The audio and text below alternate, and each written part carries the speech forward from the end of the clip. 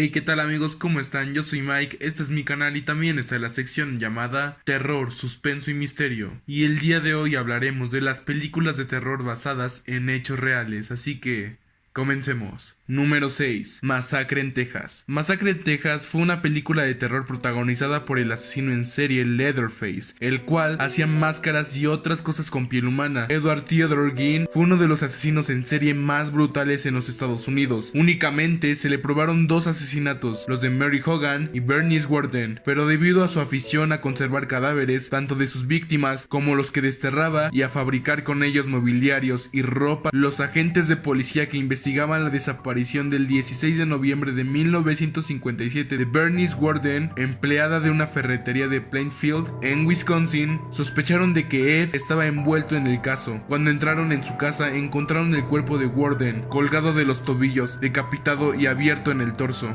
También encontraron cabezas en el dormitorio, piel usada para hacer pantallas de lámparas y asientos, calaveras convertidas en platos de sopa, un corazón humano en un sartén, un collar de labios humanos y muchos más objetos hechos de partes de cuerpos humanos, incluido también un cráneo que servía de cenicero y un cinturón hecho con también piel humana. Su creación más llamativa fue el vestuario completo fabricado por piel humana, incluyendo pantalones, un torso con pechos y varias máscaras. Al ser interrogado, admitió que él abría las tumbas de mujeres recientemente fallecidas y robaba los cuerpos, llevándolos con su camioneta a su casa, donde cortaba las pieles para hacer macabras posesiones. También admitió haber asesinado a Mary Hogan, una camarera desaparecida desde 1954. Nunca admitió que él cometiera canibalismo. También negó haber practicado sexo con los cadáveres, diciendo que estos olían muy mal. Fue declarado enfermo mental y pasó el resto de sus días en una institución psiquiátrica, donde se destacó por una buena conducta y falleció por insuficiencia respiratoria el día 26 de julio de 1984.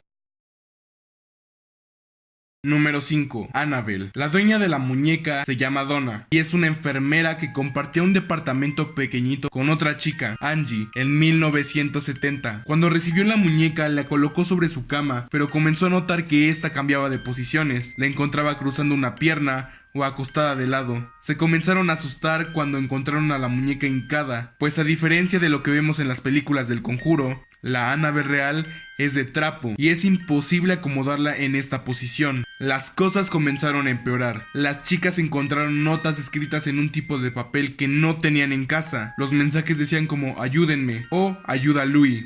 Louis era el novio de Angie que se quedaba con ellas de vez en cuando. Un día Louis se quedó durmiendo en el sillón y cuando despertó la muñeca lo estaba observando. Sintió como si lo estuvieran ahorcando y cuando se pudo sentar descubrió rasguños profundos en la parte superior de su cuerpo. Annabelle comenzó a aparecer en diferentes habitaciones. Las chicas pensaban que tenían un intruso, alguien que entraba a la casa para mover la muñeca y dejar mensajes tétricos, pero para estar seguras, ellas contrataron a una psíquica que las presentó con el espíritu de Annabelle Higgins, una niña que supuestamente había muerto en la propiedad antes de que se construyeran los departamentos, y que ella había perdido la vida a los 7 años. Annabelle quería permiso para habitar la muñeca, pues quería vivir con las chicas y ser amada por ellas. Donna y Angie accedieron, y las cosas inmediatamente empeoraron. Encontraban a la muñeca parada junto a las sillas del comedor, la dejaban en una habitación y aparecía dentro del cuarto de Donna, aun cuando ella cerraba la puerta. Fue entonces de que las chicas contrataron a los Warren, quienes llegaron a la conclusión de que esta muñeca no era una niña, sino la presencia inhumana de un demonio que quería poseer a un huésped humano. Los Warren convencieron a un sacerdote de apellido Cook de que exorcizara al departamento después de que el matrimonio se llevara a la muñeca, y esto fue lo que se basó la película de Annabelle y una parte de la trama de la película del Conjuro.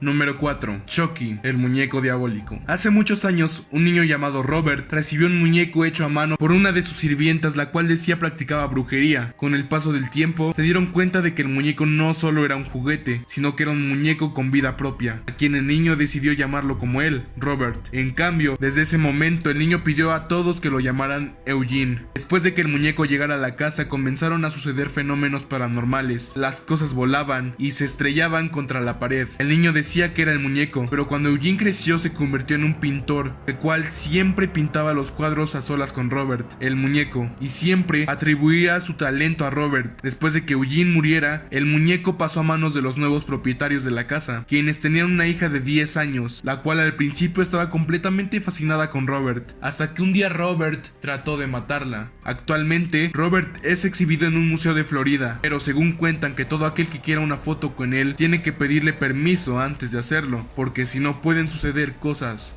muy extrañas.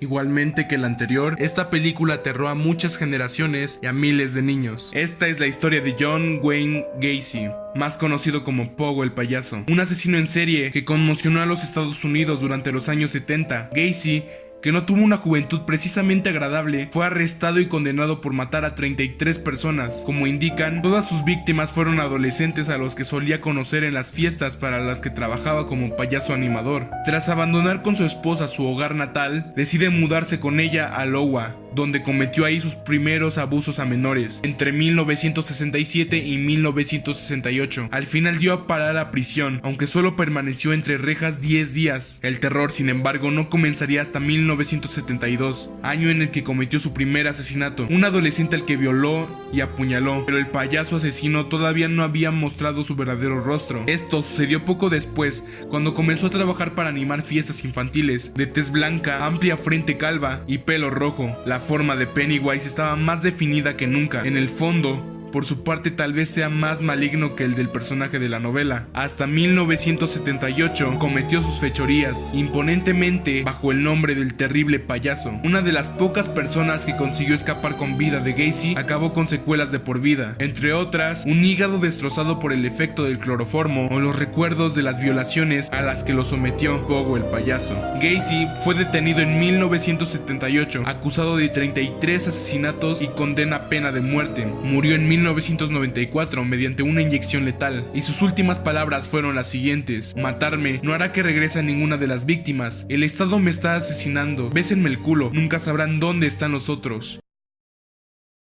Número 2. Pesadilla en la calle Elm o en la calle del infierno. Pesadilla en la calle Elm es considerado un clásico del cine de terror. En esta historia se nos muestra a Freddy Krueger, un asesino en serie que asesinaba a sus víctimas en sus sueños. Aunque la trama suena un poco de ciencia ficción, su creador dice que se inspiró en una historia completamente real. Todo comenzaría cuando por una guerra, habitantes de Laos, un país en Asia, tuvieron que escapar a Estados Unidos. Cuando llegaron a América, la vida se tornó muy difícil para ellos, ya que apenas y hablaban inglés. Aún así intentaron adaptarse a este nuevo mundo, pero entonces algunos de ellos comenzaron a morir mientras dormían. El primer caso de estos se sitúa en el año 1977, cuando un hombre de buen estado físico falleció inexplicablemente mientras sufría terribles pesadillas. Extrañamente, al hacerle la autopsia, no encontraron nada extraño en él. Además, este caso sería el comienzo de una decena de muertes iguales, y es que en el transcurso de 5 años decenas de jóvenes murieron de una manera similar, y por medio de testigos, ellos decían que estas gentes gemían y parecían desesperadas en medio de sus sueños. Esto comenzaba a alertar a todos los inmigrantes de Laos en Estados Unidos, y es así que los creadores deciden tomar esta historia para hacer uno de los mejores clásicos del cine de terror, Pesadilla en la calle del infierno.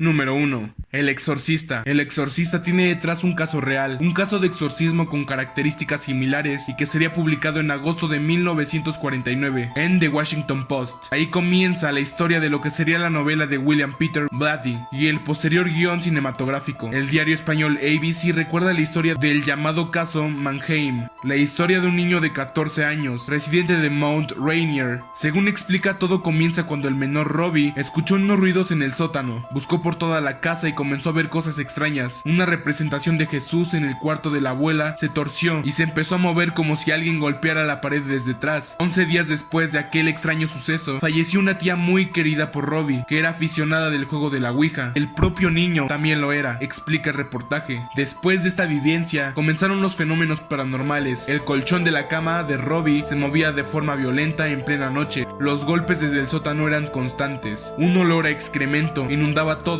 y objetos animados como un jarrón se suspendían en el aire. Se investigó todo y finalmente se procedió a conceder la licencia para realizar un exorcismo. Lo que ocurrió puede observarse en la película. El niño ataca al sacerdote, se produce una agresividad inédita y una fuerza perturbadora, todos los síntomas de lo que se cataloga como posesión demoníaca. Se realizaron múltiples exorcismos y se ingresó al joven a una institución mental de Baltimore para controlarlo. Finalmente, un buen día, explica ABC, apareció la palabra salida en su cuerpo y al día siguiente, con la misma velocidad con la que habían surgido, terminaron los sucesos y el niño volvió a su estado normal. Su historia continúa siendo un enigma y aún nadie ha podido explicar ese comportamiento. Su historia y su vida es el germen de lo que posteriormente se ha convertido en una de las películas más terroríficas de la historia, El Exorcista. Y eso fue todo por hoy, amigos, espero que les haya gustado el video. Si fue así, no olvides dejar tu like, comentar, suscribirte y activar la campanita de notificaciones. También no olvides seguirme en mis redes sociales, en mi Facebook personal, en mi página de Facebook, en mi Twitter, en mi Instagram y en mi Snapchat. Subo contenido diario en ellas. Sin más que decir, les mando un fuerte abrazo en donde quiera que estén. Ahora sí, adiós.